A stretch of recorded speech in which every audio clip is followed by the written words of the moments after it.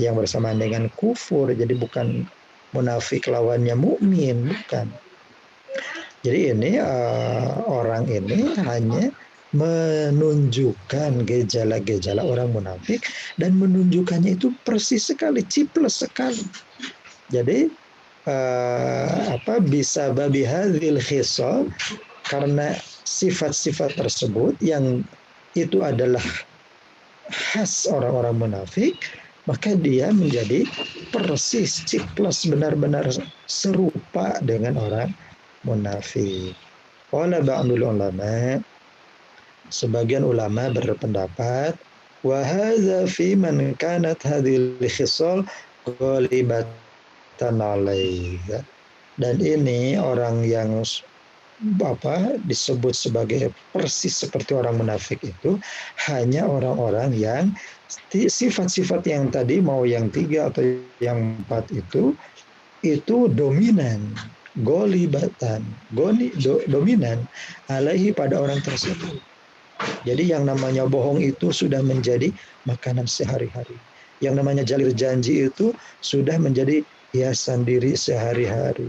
Yang namanya khianat itu menjadi jajanan sehari-hari. Nah itu, kalau itu sudah dominan pada seseorang, nah baru dia disebut munafik khalis. Itu dalam pengertian itu sadidus sudi, benar-benar persis dengan orang munafik. Nah, fa'amma man yanduru, adapun orang yang jarang-jarang saja, jadi bohongnya jarang, jalir janjinya jarang, khianat jarang, hanya sekali-kali saja, falaisa dakhilan fi, maka dia tidak termasuk pada orang munafik yang disebut dalam hadis ini.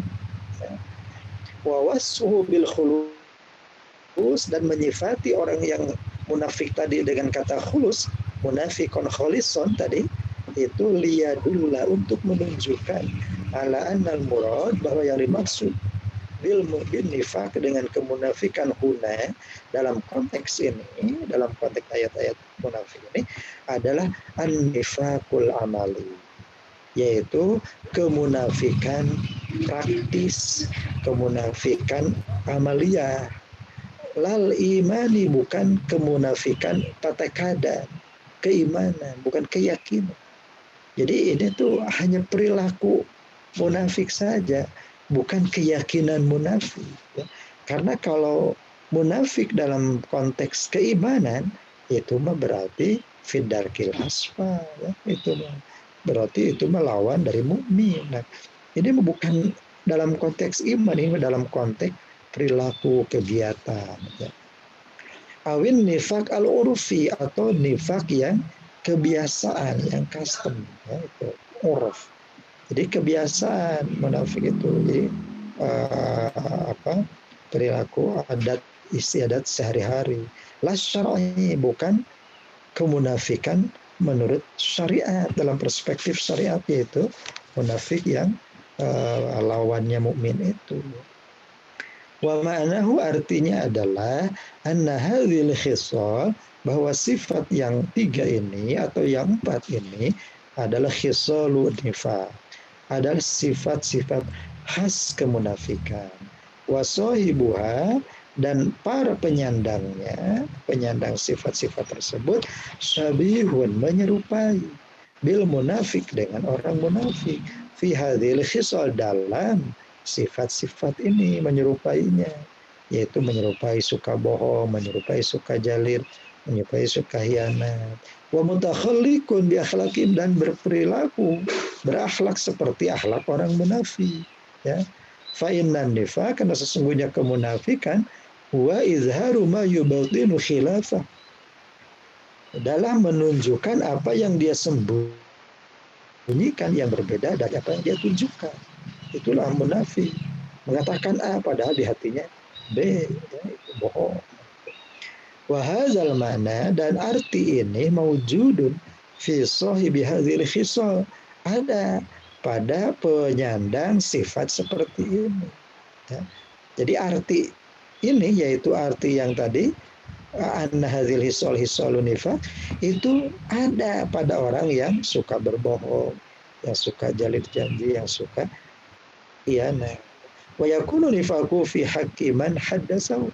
Nah, kemunafikannya itu adalah berkaitan dengan orang yang menjadi korban kemunafikannya.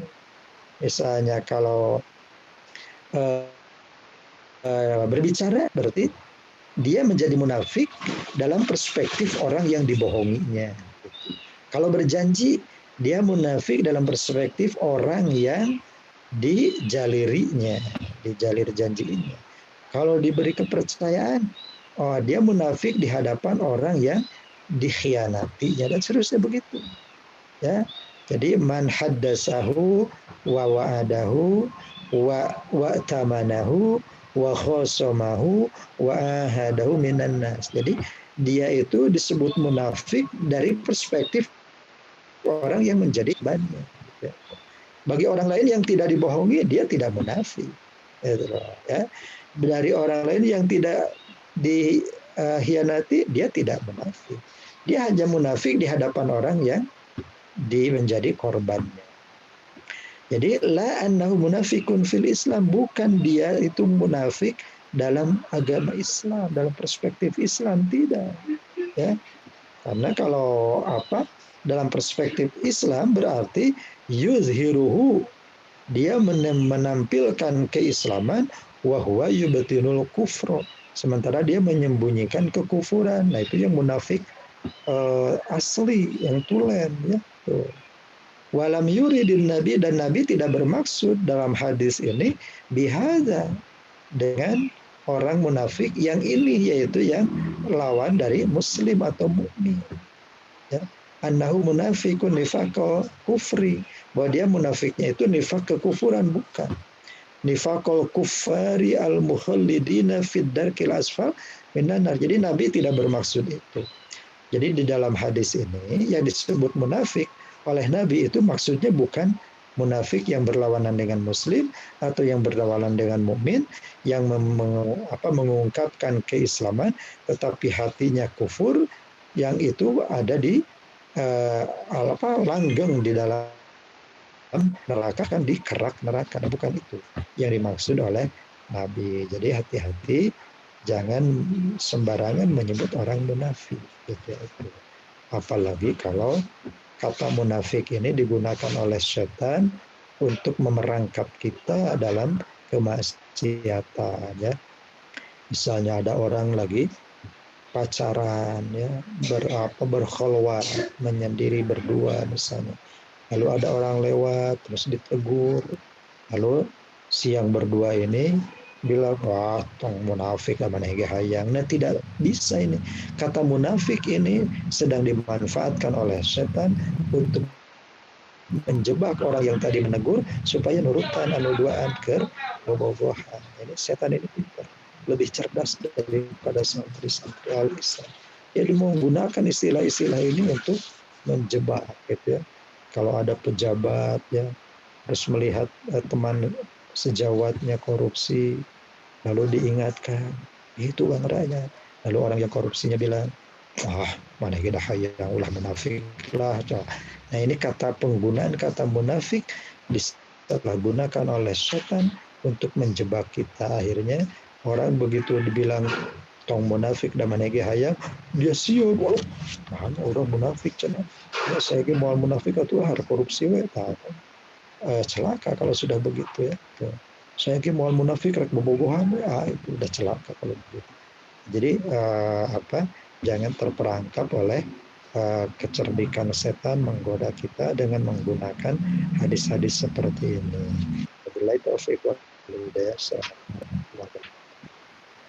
Waalaikumsalam warahmatullahi wabarakatuh.